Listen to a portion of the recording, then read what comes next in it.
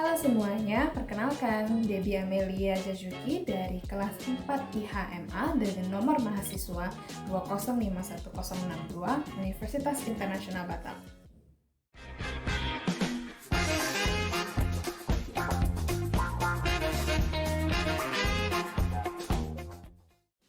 Nah, dalam video kali ini kita akan membahas seputar hukum persaingan usaha, terutama mengenai kegiatan yang dilarang, perjanjian yang dilarang menurut Undang-Undang Nomor 5 Tahun 1999 mengenai larangan praktek monopoli dan persaingan usaha tidak sehat. Nah, contoh dari kegiatan yang dilarang dan perjanjian yang dilarang yang akan dibahas nantinya ini berdasarkan putusan yang sudah dikeluarkan oleh KPPU sendiri. So, yang pertama kita akan bahas dulu mengenai kegiatan yang dilarang. Nah, contoh dari kegiatan yang dilarang yang akan dibahas ini saya ambil dari putusan KPPU nomor 06/KPPU-M/2019 yang berisi mengenai kegiatan yang dilarang, yaitu keterlambatan pemberitahuan dalam pengambil alihan saham atau akuisisi saham oleh PT Metro Pacific Tollways Indonesia kepada perusahaan PT Nusantara Infrastructure Tbk. Nah, jadi yang pertama ini kita akan bahas dulu dari sisi KPPU memandang kenapa ini tergolong dalam kegiatan yang dilarang.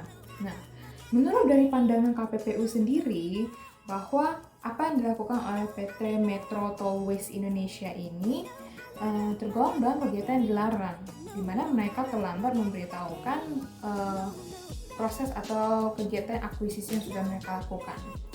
Jadi di sini PT Metro Pacific Tollways Indonesia melakukan akuisisi atau pengambil alihan saham perusahaan yang bernama PT Nusantara Infrastructure Tbk. Nah, proses pengambil alihan saham ini sudah efektif atau secara efektif yuridisnya sudah efektif itu sejak tanggal 8 November 2017. Nah, berdasarkan peraturan KPPU, kalau minimal nilai aset yang harus sekali untuk dilaporkan itu ketika nilai aset perusahaan sudah mencapai 2,5 triliun. Di sini PT Metro Pacific Tollways Indonesia dari hasil akuisisi yang sudah dilakukan, mereka mempunyai nilai aset kurang lebih itu sekitar 7,4 triliun rupiah. Hal ini sesuai dengan peraturan pemerintah atau PP nomor 57 tahun 2010 pasal 5 ayat 2 ini sudah sesuai, di mana yang minimal harus 2,5 triliun itu sudah wajib lapor, sedangkan mereka ini sudah mencapai 7,4 triliun. Jadi inilah salah satu penilaian dari KPPU kenapa ini tergolong kegiatan yang dilanggar, di mana seharusnya dilaporkan tapi kemudian oleh PT Metro Pacific Tollways Indonesia tidak dilaporkan. Jadi menurut KPPU sendiri ini tidak sesuai dan ini sudah melanggar aturan.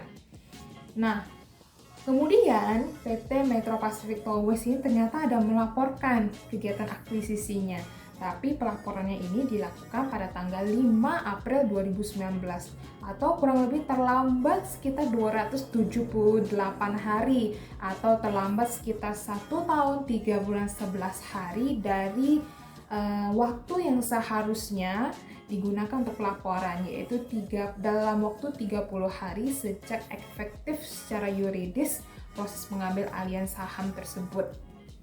Inilah yang menjadi alasan atau sudut pandang yang diambil dari KPPU mengapa kegiatan dilakukan oleh PT Metro Pacific Tollways Indonesia ini tergolong dalam kegiatan dilarang. Nah, dari pandangan KPPU ini sudah sangat beralasan sekali menurut KPPU, di mana mereka juga menyertakan beberapa bukti yang menguatkan pandangan mereka, yaitu mengenai tanggal efektif yuridisnya pengambil alihan saham atau akuisisi saham yang bisa dibuktikan dari surat nomor 58 dari laporan ke OJK mengenai pengambil alihan saham. Dan di sini juga mereka sudah menyimpulkan bahwa kegiatan yang dilakukan oleh PT Metro dengan tidak melaporkan hasil akuisisinya ini sudah tergolong dalam kegiatan praktek monopoli dan persaingan usaha yang tidak sehat. Pandangan dari sisi KPPU. Sedangkan sekarang kita akan bahas juga mengenai sisi yang berlawanan, yaitu yang terlapor PT Metro Pacific Tollways Indonesia. Nah, pandangan dari PT Metro Pacific Tollways Indonesia ini Ya, mereka memang mengakui kalau mereka sudah melakukan pengambil alihan saham atau akuisisi saham terhadap perusahaan PT Nusantara Infrastructure Tbk. Dan di sini posisi mereka adalah perusahaan penanaman modal asing atau PMA yang ada di Indonesia atas undangan Presiden Joko Widodo untuk melakukan investasi terhadap pembangunan infrastruktur di Indonesia. Nah, kegiatan akuisisi saham yang dilakukan oleh PT Metro ini atas PT Nusantara Infrastructure ini tidak mereka lakukan sendiri. Menurut pandangan mereka, di sini mereka melakukan ini dengan jasa konsultan. Dan di sini jasa konsultan tidak mengatakan kepada mereka kalau ada kewajiban untuk melakukan pelaporan atas hasil pengambil alihan saham yang telah mereka lakukan. Karena di sini mereka mengakui kalau mereka adalah perusahaan asing, mereka tidak begitu paham dengan peraturan yang ada di Indonesia. Jadi di sini ada ketidaktahuan akan peraturan di mana kewajiban untuk melakukan pelaporan. Selain itu, menurut PT Metro Pacific Towers Indonesia, ya memang mereka mengakui jika memang benar ada kegiatan kewajiban untuk pelaporan, mereka mengakui bahwa mereka memang terlambat untuk melakukan pelaporan. Tapi keterlambatan ini bukan disengaja. Mereka melakukan pembelaan atau berdasarkan pandangan mereka di sini mereka PMA, mereka tidak tahu ada kewajiban ini, mereka tidak tahu ada peraturan ini, dan ini bukan juga sesuatu yang disengaja untuk dilakukan karena unsur ketidaktahuan. Dan juga jika memang harus dilakukan, mereka akan melakukannya walaupun terlambat di sini. Dan yaitu dari jasa konsultan sendiri juga tidak ada memberitahu mereka, jadi mereka serba kekurangan informasi. Dan di sini kegiatan yang mereka lakukan dengan tidak melakukan pelaporan ini ya tidak bisa digolongkan sebagai kegiatan eksploitasi atau kegiatan praktek monopoli dan persaingan usaha yang tidak sehat. Mereka merasa itu tidak terjadi di sini. Gimana ya menurut PT Metro Pacific Towers Indonesia, pangsa pasar mereka sendiri di dunia pembangunan atau dunia pekerjaan jalan tol sendiri ini, pangsa pasar mereka di bawah dari 5%.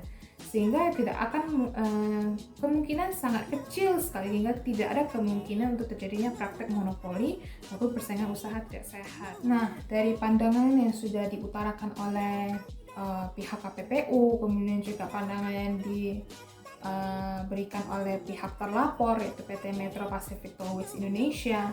Di sini KPPU mengambil dasar hukum yang menjadi pertimbangan KPPU untuk melakukan putusan akhirnya. Dan di sini dasar hukum yang menjadi penguat itu di mana ya sesuai dengan peraturan KPPU, yaitu yang pertama mengenai Undang-Undang Nomor 5 Tahun 1999 mengenai larangan praktek monopoli dan persaingan tidak sehat. Yang sesuai dalam kasus saat ini, kegiatan dilarang ini adalah mengenai pasal 29 ayat 1, di mana adanya kewajiban untuk diberitahukan kepada komisi di mana selambat-lambatnya itu 30 hari sejak tanggal efektif yuridis pengambil alihan saham. Dalam hal ini ya seharusnya PT Metro Pacific Towers Indonesia ini melakukan pelaporan paling lambat itu 19 Desember 2017. Namun kenyataannya mereka baru melakukan pelaporan 5 April 2019, atau terlambat kurang lebih 1 tahun 3 bulan 11 hari. Dasar hukum yang kedua ini adalah peraturan pemerintah nomor 57 tahun 2010 yaitu mengenai pasal 5-nya.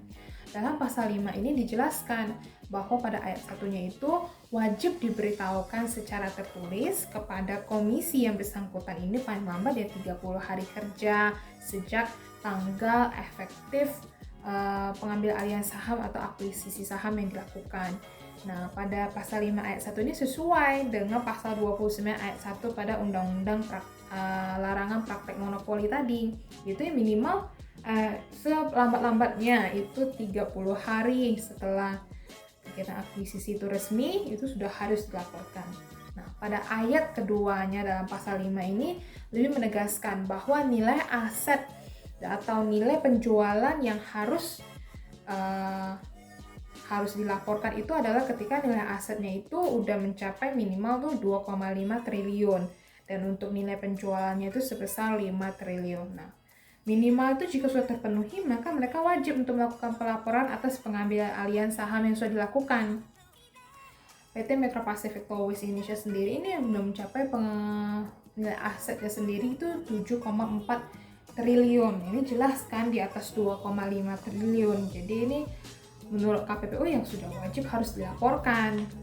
Kemudian dasar hukum yang ketiga yaitu Peraturan KPPU nomor 4 tahun 2012 pasal 2. Nah, dalam pasal 2-nya ini itu menjelaskan juga mengenai kewajiban melakukan pelaporan itu paling lama itu 30 hari sejak efektif. Artinya ya dalam Undang-Undang Larangan Praktik Monopoli, kemudian dalam peraturan pemerintahnya, kemudian dalam peraturan KPPU memang mewajibkan sekali paling lambat 30 hari sudah harus dilaporkan. Atas dasar dari 3 peraturan yang mengatur terkait kegiatan dilarang ya mengenai pelaporan akuisisi tadi, KPPU juga melakukan pertimbangan-pertimbangan lainnya, melihat apakah memang benar terlapor ini benar-benar melakukan kegiatan yang dilarang oleh undang-undang yang berlaku di Indonesia mengenai larangan praktek monopoli dan persaingan tidak sehat atau enggak. Nah, di sini penilaian yang pertama adalah KPPU melihat dari sisi pelaku usaha sendiri. Pelaku usaha atau badan usaha sendiri, di mana ya PT Metro Pacific Towers Indonesia ini tergolong sebagai pelaku usaha atau badan usaha yang diakui di Indonesia yang memiliki badan hukum sesuai dengan Undang-Undang Nomor 5 Tahun 1999 Pasal 1 Angka 5 dan juga Peraturan Pemerintah Nomor 57 Tahun 2010 Pasal 1 Angka 6 mengenai pelaku usaha atau badan usaha yang diakui di Indonesia. Nah, tergolong sebagai pelaku usaha, next KPPU melihat dari sisi akuisisi saham yang dilakukan. Nah, tindakan yang dilakukan oleh PT Metro Pacific Towers Indonesia ini terhadap PT Nusantara Infrastructure Tbk ini definisikan sebagai kegiatan pengambil alihan saham atau akuisisi saham, dan ini memang sudah sesuai juga dengan pengertiannya atau termuat juga dalam Peraturan Pemerintah Nomor 57 Tahun 2010 itu Pasal 1 Angka 3. Selanjutnya penilaian dari KPPU sendiri yaitu mengenai pemberitahuan atau pelaporan akuisisi sesuai dengan dasar hukum yang sudah dijelaskan tadi. Maksimalnya itu adalah 30 hari setelah tanggal efektif pengambil alihan saham. Kemudian yang nilai aset yang wajib dilaporkan itu ya minimal untuk nilai asetnya 2,5 triliun dan juga untuk nilai penjualannya minimal 5 triliun. Dan di sini untuk PT Metro Pacific Towers Indonesia sudah memenuhi kriteria tersebut. Artinya nilai asetnya sudah di atas 2,5 triliun, di mana ya kurang lebih itu 7,4 triliun setelah melakukan akuisisi saham. Nah, nilai aset sendiri ini dihitung bukan hanya jika dia ada anak perusahaan, itu dihitung adalah keseluruhannya. Karena anak perusahaan itu adalah gabungan dari induk perusahaan itu sendiri. Jadi, nilai aset keseluruhan dari perusahaan itu yang akan dihitung sebagai patokan apakah kegiatan akuisisi ini harus dilaporkan atau tidak. Dan ternyata terbukti PT Metro Pacific Towers Indonesia ini tergolong dalam perusahaan yang melakukan akuisisi yang wajib untuk dilaporkan sudah. Yang keempat, kemudian KPPU juga melakukan penilaian terkait dengan hubungan perusahaan atau afiliasi. Apakah PT Metro ini dengan PT Nusantara Infrastructure ini tergolong dalam perusahaan yang memiliki hubungan saling ketergantungan kah atau ada keterkaitan apakah? Dan terbukti memang mereka murni tidak ada hubungan saling ketergantungan atau mengikat satu sama lain. Next, KPPU juga melakukan penilaian terkait keterlambatan yang dilakukan oleh PT Metro, artinya keterlambatan pelaporan akuisisi. Memang mereka ada melakukan pelaporan, tapi pelaporannya ini pada tanggal 5 April 2019, di mana terlambat 278 hari atau kurang lebih 1 tahun, 3 bulan, dan 11 hari. Dan ini sudah melewati batas maksimum dari peraturan yang sudah diterbitkan oleh pemerintah Indonesia mengenai pelaporan kegiatan akuisisi seperti yang termuat dalam Undang-Undang Nomor 5 Tahun 99, kemudian Peraturan Pemerintah Nomor 57 Tahun 2010 dan juga mengenai Peraturan KPPU. Itu semua termuat secara sinkron di mana ya maksimal 30 hari. tapi ternyata PT Metro Pasifik ini melakukan pelaporan lebih dari 30 hari, mau setahun lebih mereka baru melaporkannya. Ya, secara kriteria memang sudah terpenuhi bahwa memang memberatkan terlapor ini memang mereka melakukan kegiatan yang dilarang.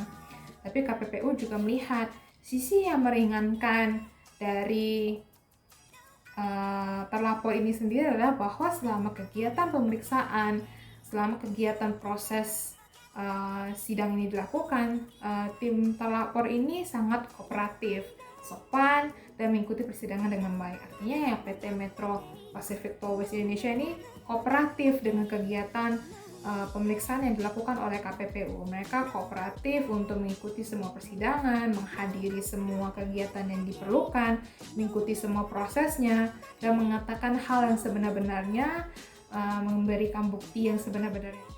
Namun di sisi yang berlainan, KPPU juga melihat hal yang memberatkan terlapor ini, di mana ya pelaporannya ini jauh sekali dari batas waktu yang ditentukan oleh peraturan perundang-undangan mengenai kegiatan akuisisi yang dilakukan, bahwa ya mereka sudah terlambat setahun lebih, setahun 3 bulan lebih, dan itu udah jauh sekali dari yang seharusnya. Kemudian setelah kita mendengar dari pandangan sisi KPPU melihat kasus ini, kemudian pandangan dari sisi terlapor sendiri melihat kasus ini juga, kemudian dasar-dasar pertimbangan mengenai apakah benar kasus ini tergolong sebagai kegiatan yang dilarang menurut peraturan mengenai larangan praktek monopoli dan persaingan usaha tidak sehat. Secara keseluruhan kemudian KPPU mengambil putusan. Nah, dalam amar putusan ini terbagi menjadi 3 poin. Yang pertama, itu menyatakan bahwa terlapor ini memang terbukti secara sah dan meyakinkan melanggar pasal 29 Undang-Undang Nomor 5 Tahun 1999, junto pasal 5 Peraturan Pemerintah Nomor 57 Tahun 2010. Itu yang sudah disebutkan sebelumnya mengenai keterlambatan melakukan pelaporan atas kegiatan akuisisi yang sudah dilakukan. Nah, pada poin yang kedua, pada amar putusannya ini menjelaskan bahwa menghukum terlapor untuk membayar denda sebesar 1.063 juta rupiah yang harus disetorkan ke kas negara, dan itu sebagai pendapatan denda pelanggaran di bidang persaingan usaha. Dan kemudian yang poin ketiga ini menjelaskan bahwa terlapor ini harus melaporkan dan menyerahkan salinan bukti pembayaran denda tersebut ke KPPU. Nah, kewajiban pembayaran denda ini pun harus dilakukan maksimal 30 hari sejak putusan ini sudah dibacakan atau memiliki kekuatan hukum tetap. Tadi kita sudah mendengar mengenai amar putusan akhir yang dilakukan oleh KPPU terkait kasus kegiatan yang dilarang mengenai keterlambatan pelaporan kita pengambil alihan saham atau akuisisi saham. Di sini menurut pendapat saya, apa yang sudah dilakukan, apa yang sudah diputuskan oleh KPPU ini sudah sesuai, memang terbukti bahwa terlapor PT Metro Pacific Tollways Indonesia ini memang melanggar undang-undang terkait larangan praktek monopoli dan persaingan usaha tidak sehat, terutama yaitu mengenai batas waktu pelaporan kegiatan pengambil alihan saham atau akuisisi saham perusahaan. Dan sesuai juga mengenai nilai aset yang wajib dilaporkan. Jadi di sini ya tidak bisa dielakkan lagi, memang terbukti secara sah dan meyakinkan memang terlapor ini bersalah, dan putusan yang diberikan sudah sesuai, juga melihat sisi toleransi dari KPPU terhadap terlapor, di mana ya terlapor sama mengikuti proses persidangan, ini bersifat kooperatif, mengikuti persidangan dengan baik, sehingga KPPU sini melihat juga melakukan toleransi terkait dengan denda yang harus dibayar, di mana berdasarkan peraturan administratifnya itu dendanya maksimal itu bisa sampai 25 miliar lebih. Di sini KPPU hanya menghukumnya untuk membayar denda 1.063 juta, juga dengan melihat dari hal-hal yang meringankan dari terlapor. Perusahaan yang berdiri di Indonesia, melakukan kegiatannya di Indonesia, juga harus memahami, mengetahui semua peraturan di Indonesia. Namun di sini KPPU tetap melakukan pertimbangan dari sisi yang meringankan juga, sehingga secara keseluruhan putusan yang sudah dikeluarkan oleh KPPU ini memang sudah sesuai dan terkait kejadian yang terjadi ini memang benar. Menurut pandangan saya ini juga tergolong sebagai kegiatan yang dilarang, di mana adanya keterlambatan pelaporan dari kegiatan pengambil alihan saham sesuai dengan undang-undang yang berlaku, kemudian sesuai juga dengan nilai aset yang wajib dilaporkan. Tadi kita sudah membahas mengenai kegiatan yang dilarang, sekarang kita juga akan bahas mengenai perjanjian yang dilarang. Dalam hal perjanjian yang dilarang ini, saya mengambil putusan, yaitu dari putusan KPPU nomor 04/KPPU-I/2016. Nah, perjanjian yang dilarang ini adalah terkait perjanjian penetapan harga antara dua perusahaan. Nah, dua perusahaan yang terlibat dalam kasus ini yaitu PT Yamaha Indonesia dan juga PT Astra Honda Motor. Nah, dari pandangan KPPU setelah mendengarkan saksi-saksi, kemudian melakukan penyelidikan, pemeriksaan alat bukti, kemudian juga penilaian-penilaian lainnya, muncullah pandangan dari KPPU bahwa antara PT Yamaha Indonesia dan juga PT Astra Honda ini melakukan penetapan harga melalui perjanjian, di mana didahului dengan adanya pertemuan antara petinggi PT Yamaha dan juga PT Astra Honda ini melalui sosialisasi bermain golf. Nah, kemudian mereka ada melakukan pembahasan seputar perjanjian yang akan mereka lakukan. Pertemuan itu tidak hanya sekali, kemudian pada awal tahun 2014, perkiraan di bulan Januari, mereka juga pernah bertemu lagi untuk bermain golf lagi. Dan hal ini kemudian ada diperkuat dengan munculnya email dari Presidir Yamaha kepada marketing internal grup Yamaha-nya sendiri. Kemudian dari marketing meneruskan pesan tersebut kepada pihak manajemen grup. Tidak hanya di situ lagi, masih berlanjut di mana perkiraan sekitar akhir tahun 2014, itu sekitar bulan November, itu ada pertemuan lagi antara PT Yamaha dan juga PT Astra Honda melalui kegiatan bermain golf. Dan terakhir muncullah penetapan harga baru, yaitu di sekitar Januari 2015 dari petinggi Yamaha dan juga petinggi Astra Honda.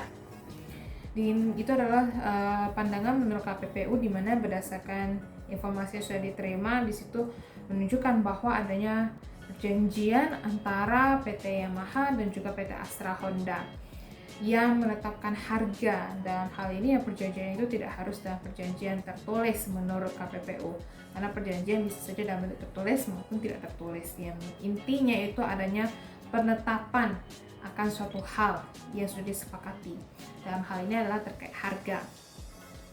Sedangkan di sini menurut pandangan dari pihak terlapor, di mana pihak terlapor ada dua, yaitu PT Yamaha Indonesia dan juga PT Astra Honda, ini menganggap bahwa apa yang disampaikan oleh pandangan KPPU ini adalah salah dan bertolak belakang. Mereka membantah dengan tegas bahwa itu sama sekali tidak ada penetapan harga dan tidak ada perjanjian sama sekali antara dua perusahaan ini terkait penjualan model tertentu.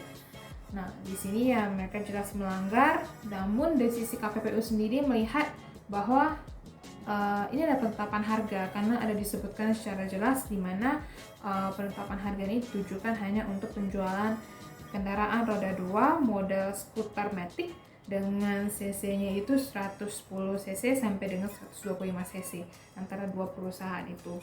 Namun yang balik lagi, dua perusahaan ini memandang bahwa tidak pernah ada perjanjian sama sekali di antara mereka berdua, di antara dua perusahaan ini tidak pernah ada penetapan harga penjualan sama sekali. Semuanya murni itu adalah dari internal masing-masing, maksudnya penentuan harga itu dari perusahaan masing-masing, sama sekali tidak ada campur tangan ataupun perjanjian di dalamnya. Walaupun dari pihak terlapor ini membantah dengan tegas mengenai adanya kegiatan perjanjian penetapan harga antara dua perusahaan tersebut, namun KPPU sendiri tidak diam saja. Mereka juga mencari sejumlah bukti yang menguatkan bahwa memang benar terjadi kegiatan atau perjanjian yang dilarang di sini. Nah, ada sejumlah dasar pertimbangan di mana KPPU dalam mengeluarkan putusannya. Di sini pertimbangan yang pertama adalah terkait perjanjian. Nah, di sini perjanjian ini menurut para ahli mengatakan bahwa perjanjian tidak hanya terbatas pada perjanjian yang tertulis saja, tapi perjanjian juga bisa dilakukan dalam hal itu tidak tertulis. Nah, itu juga tergolong sebagai perjanjian dan itu disebut sebagai secara pribadi ataupun disebut sebagai perjanjian diam-diam. Di sini terbukti bahwa memang antara PT Yamaha Indonesia dengan Astra Honda ini melakukan perjanjian walaupun itu secara tidak langsung atau kesepakatan pribadi antara dua petinggi perusahaan dalam kegiatan sosialisasi bermain golf, adanya penetapan atau kesepakatan penempatan harga penjualan pada model kendaraan roda 2 tertentu. Kemudian dari perjanjian tersebut atau kesepakatan pribadi tersebut ditindaklanjuti dengan adanya surat elektronik atau email yang akhirnya memunculkan adanya penyesuaian harga penjualan antara PT Yamaha Indonesia dan juga Astra Honda. Selanjutnya, KPPU juga melihat dari sisi yang lain, yaitu terkait dengan pelaku usaha pesaing dalam perjanjian tersebut. Nah, sesuai dengan peraturan KPPU nomor 4 tahun 2011 ini mendefinisikan bahwa pelaku usaha pesaing di sini adalah mereka yang juga merupakan pelaku usaha dalam bidang yang sejenis. Nah, dalam perjanjian ini terbukti dengan jelas bahwa antara PT Yamaha Indonesia dengan Astra Honda Motor ini adalah dua perusahaan atau dua pelaku usaha yang berada dalam satu bidang usaha yang sejenis, yaitu dalam hal lokomotif atau kendaraan. Di sini yang dibahas itu adalah kendaraan roda 2 atau kendaraan bermotor. Nah, yang ketiga ini terkait dengan pasar yang bersangkutan, di mana antara PT Yamaha Indonesia dan juga PT Astra Honda Motor ini tergolong dalam unsur pasar yang sama, yaitu industri motor atau industri kendaraan beroda 2. Dan dalam hal kasus ini yaitu lebih ke perjanjian terkait kendaraan roda 2 jenis skuter matic dengan cc 110 sampai 125 cc. Artinya dua perusahaan ini memiliki produk yang jenisnya yang sama. Next, yang keempat itu KPPU juga melihat dari sisi penetapan harga dalam perjanjian yang dilakukan. Nah, di sini penetapan harga itu tidak selalu harus dikatakan memiliki harga yang sama, antara A dan B harus memiliki harga yang sama, tidak. Penetapan harga ini bisa saja terjadi melalui halnya seperti penurunan, penetapan, atau juga melalui penstabilan harga antara masing-masing perusahaan. Nah, ini terjadi penetapan harga dalam perjanjian ini adalah untuk kendaraan roda 2 dengan jenis skuter matic 110 cc sampai dengan 125 cc. Nah, buktinya apa? Buktinya di sini KPPU berhasil mengumpulkan bukti terkait adanya penetapan harga ini melalui surat elektronik yang dikirimkan mengenai penyesuaian harga penjualan. Selain itu, KPPU juga melihat dari sisi barang yang dijual. Barang yang dijual antara PT Yamaha Indonesia dan juga PT Astra Honda sama-sama merupakan yang dijual itu adalah produknya kendaraan roda 2, dan dalam hal ini juga sama-sama memiliki produk skuter matic. Dalam hal ini juga memiliki produk skuter matic dengan cc yang sama, yaitu 110 cc sampai 125 cc. Sesuai dengan pasal 1 angka 16 Undang-Undang Nomor 5 Tahun 1999 yang menyatakan bahwa benda atau barang dalam perjanjian ini yang dimaksudkan ini adalah benda baik itu yang berwujud maupun tidak berwujud, bergerak maupun tidak bergerak, kemudian dapat diperdagangkan ataupun tidak dapat diperdagangkan, dapat digunakan, dimanfaatkan oleh konsumen ataupun pelaku usaha. Yang di sini sesuai sekali, di mana barang yang diperjanjikan ini adalah kendaraan roda 2, di mana ini adalah kendaraan yang berwujud, kemudian benda tergolong dalam benda bergerak, benda yang dapat diperdagangkan juga dan dapat dimanfaatkan atau digunakan oleh konsumen maupun juga pelaku usaha lainnya. Next, kita juga melihat di sini KPPU juga melihat dari sisi konsumen dari adanya perjanjian ini, di mana ya konsumen dalam perjanjian ini juga termuat definisinya dalam pasal 1 angka 15 Undang-Undang Nomor 5 Tahun 1999 yang mendefinisikan konsumen ini adalah setiap orang yang memakai atau menggunakan barang atau jasa untuk kepentingan diri sendiri ataupun untuk kepentingan orang lain. Dalam hal ini yang menjadi konsumen sini adalah masyarakat, di sini adalah masyarakat Indonesia. Tidak ada pembatasan golongan tertentu, artinya dalam hal masyarakat luas yang menggunakan produk ini untuk kepentingan pribadinya sendiri ataupun untuk kepentingan orang lain seperti perusahaan dan lain sebagainya. Itu KPPU juga mendasarkan pertimbangannya pada dasar hukum dari perjanjian yang dilarang dalam hal kasus ini, yaitu Perjanjian dilarang sesuai dengan Undang-Undang Nomor 5 Tahun 1999 mengenai larangan praktek monopoli dan persaingan usaha tidak sehat, terutama diatur dalam Pasal 5 Ayat 1 yang menjelaskan bahwa pelaku usaha dilarang untuk membuat perjanjian dengan pelaku usaha pesaingnya untuk menetapkan harga atas suatu barang atau jasa yang harus dibayarkan oleh konsumen atau pelanggan pada pasar bersangkutan yang sama. Nah, dari dasar hukum ini sudah terlihat jelas sekali garis besar yang menjadi permasalahan dalam kasus ini, di mana adanya pelaku usaha pesaing, kemudian juga perjanjian yang ditetapkan, kemudian perjanjian ini berkaitan dengan harga, dan itu berada pada pasar yang sama. Nah, selain itu KPPU juga melihat pertimbangan-pertimbangan lainnya dalam mengambil keputusan. Di antaranya adalah pertimbangan yang memberatkan dan juga pertimbangan yang meringankan. Dari sisi PT Yamaha Indonesia atau terlapor 1, ini hal yang meringankannya adalah bahwa selama persidangan ataupun proses penyelidikan PT Yamaha Indonesia bersikap sopan, namun hal yang memberatkan adalah PT Yamaha Indonesia cenderung manipulatif dalam menyajikan data dan tidak kooperatif dalam menghadirkan saksi-saksi yang dapat mendukung proses persidangan ini.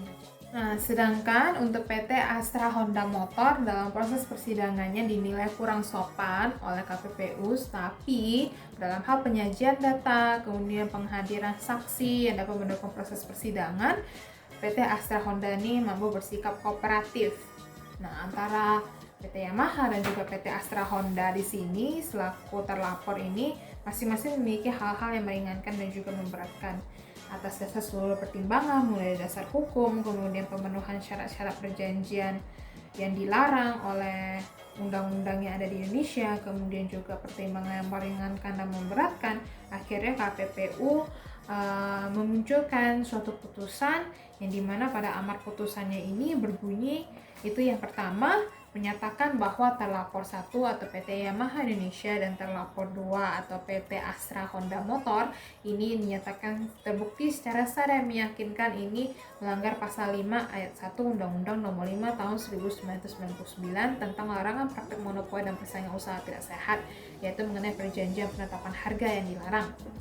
Nah, yang kedua, ini menghukum terlapor 1 atau PT Yamaha Indonesia untuk membayar denda sebesar 25 miliar rupiah yang harus dibayarkan kepada kas negara sebagai pendapatan denda, dan juga untuk terlapor kedua atau PT Astra Honda Motor ini harus membayar denda juga sebesar 22,5 miliar rupiah ke kas negara sebagai pelanggaran denda juga.